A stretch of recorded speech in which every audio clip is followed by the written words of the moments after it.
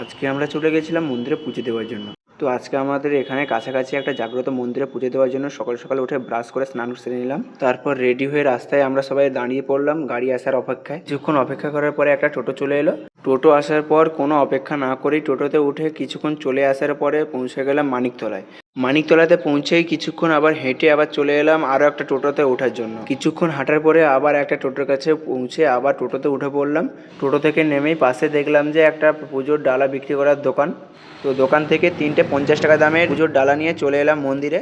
তো মন্দিরটা অবস্থিত পূর্ব মেদিনীপুরের তমলুকে।